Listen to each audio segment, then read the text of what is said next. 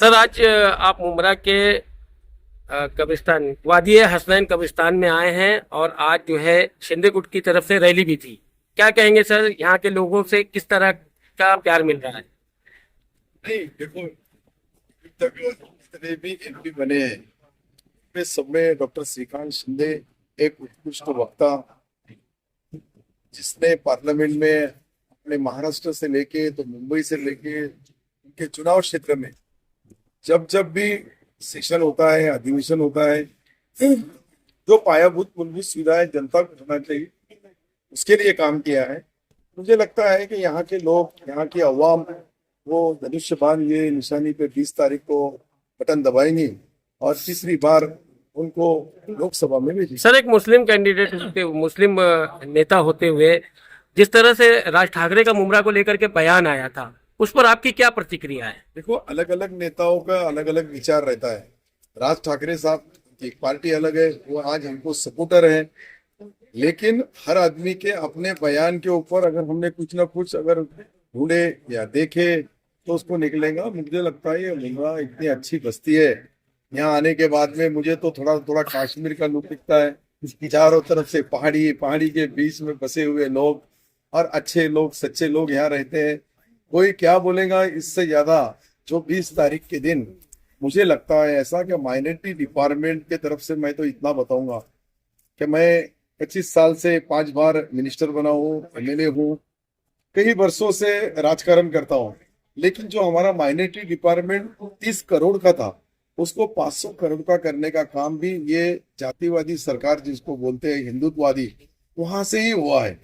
आज हमारा Maulana Azad finance corporation है, उसको 500 करोड़ रुपए, जहां जहां हमारी माइनॉरिटी की बस्ती रहेंगी वहां मस्जिद में जाने का रास्ता होगा, कब्रस्तान के वॉल कंपाउंड होंगे, स्कूल होंगे या शादी खाने, छोटे छोटे काम होंगे। ये सारे काम ये सरकार में जितने हुए हैं, मुझे लगता नहीं कि इससे पहले मैं कांग्रेस का भी 20 साल एमएलए रहा हूँ, उनके समाज भी 3 बार मिनिस्टर रहा हूँ, लेकिन जो पैसा, जो विकास का निधि माइनॉरिटी के लोगों को देने का काम यहाँ सरकार ने किया है, ये जो शिंदे सरकार, देवेंद्र जी के डीसीएम और अजीत दादा, ये ट्रिपल इंजन वालों ने जितना सपोर्ट किया, मुझे लगता नहीं कि इससे पहले मुसलमानों की माइनॉरिटी डिपार्टमेंट को इतनी मदद कभी नहीं मिली। ये मैं इसलिए बता रहा हूँ कि कोई भी इसके अंदर माहिती के अधिकार में मालूमात दे सकता है।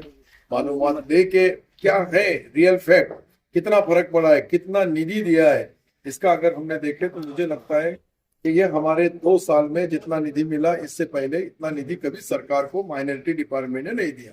सर जैसे हमारे मुख्यमंत्री है जो मुसलमानों को जोड़ने की बात करते हैं, एकता बनाने की बात करते हैं, उसी मंच से कुछ जहरीले बयान यहाँ पर दिए जाते हैं, मुमरा वालों को टारगेट बनाया जाता है कि आतंकवादियों से जोड़ा जाता है, तो उस पर आपकी सरकार क्या करेगी सर? नहीं, मुझे ऐसा लगता है कि गलत बयान देने वालों ने ये जवाबदारी से, जिम्मेदारी से बोलना चाहिए, ताकि जिम्मेदारी से बोलने के बाद में कोई भी समाज को एक आधा टारगेट नहीं किया जाता, एक आधी जमात को या एक आधे व्यक्ति को अगर गलत बोलेंगे तो उससे माहौल खराब होता है, ना इत्तेफाकी होती है और भाईचारे में कहीं तो भी छोटे छोटे बयानों से वो दुश्वारियां, वो तकलीफें होती है।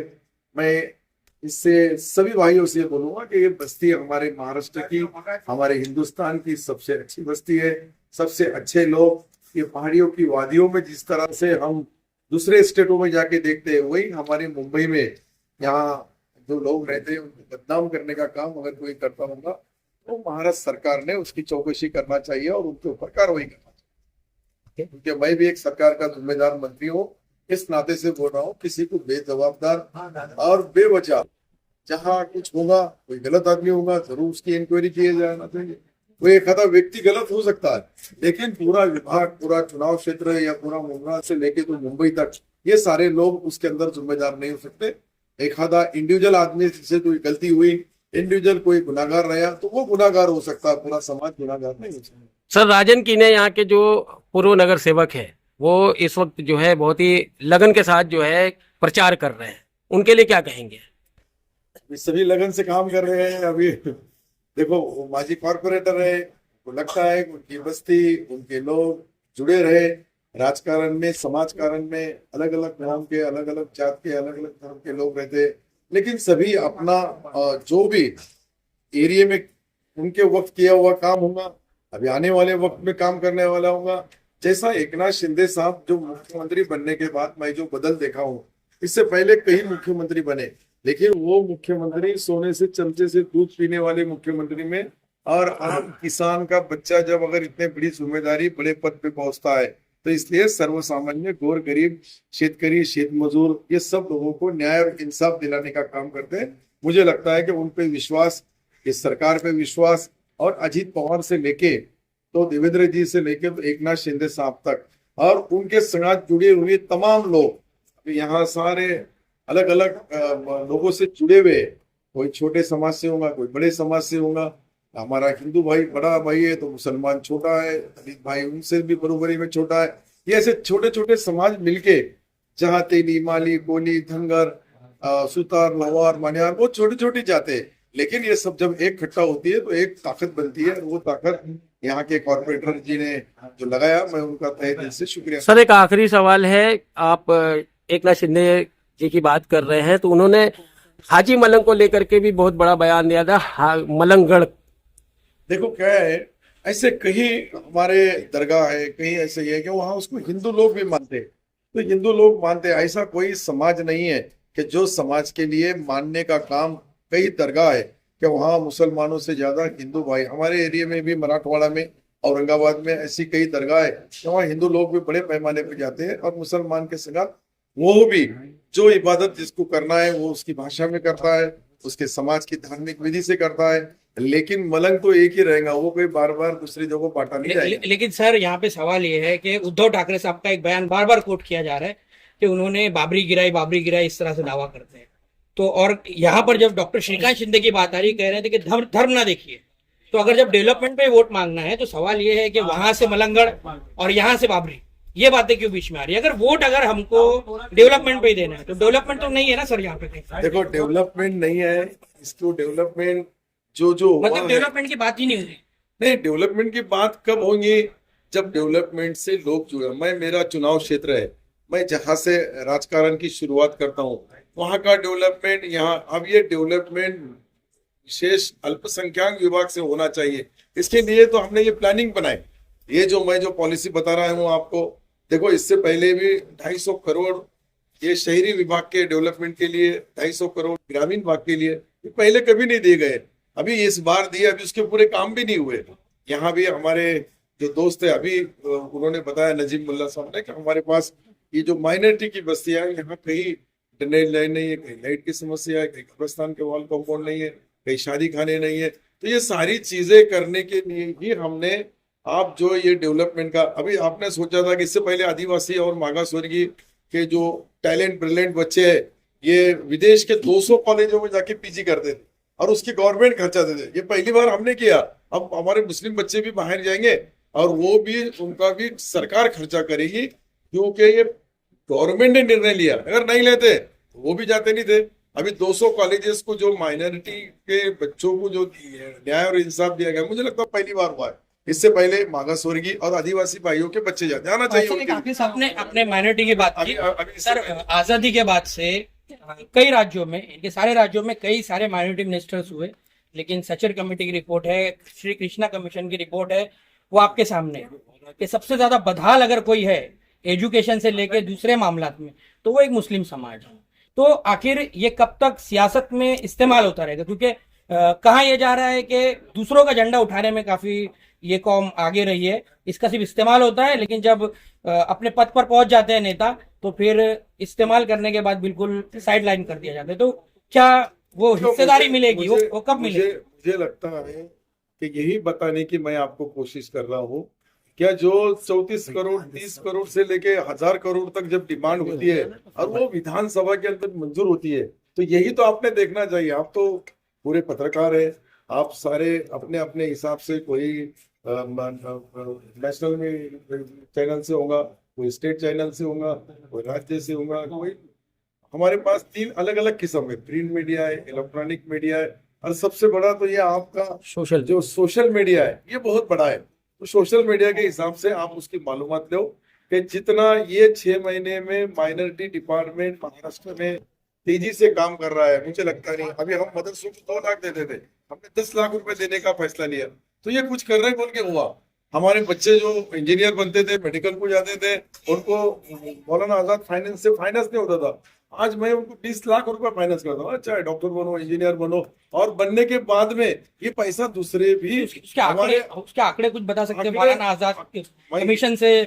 ये सवाल बहुत बड़ा मैं है। यही मौलाना आजाद का नाम जरूर आता है, लेकिन उसके आंकड़े आज तक सामने नहीं है। मैं यही बता रहा ना कि उसको लिए भी 500 करोड़ रुपए दिए, तो अच्छा, 30 दिए। करोड़ यही तो करे। अभी 6 महीने के अंदर जो हुआ, आप मेरे मंत्रालय में आओ, आज भी आप माहिती के अधिकार में मालूमात डालो, 24 घंटे में आपको उसकी अर्जेंट मालूमात मिलेंगी। महाराष्ट्र का हमारा जो डिपार्टमेंट है, वहाँ डिपार्टमेंट के अंदर कितना पैसा मंजूर किए, अभी तक खर्चा कितना हुआ, और ये पहली बार ऐसा हुआ कि 6 महीने में 500 करोड़ रुपए माइनॉरिटी के कामों के लिए मुसलमानों की बस्तियों में, एरियो में महाराष्ट्र के किए गए, जो देश आजादी के बाद पहली बार हुआ।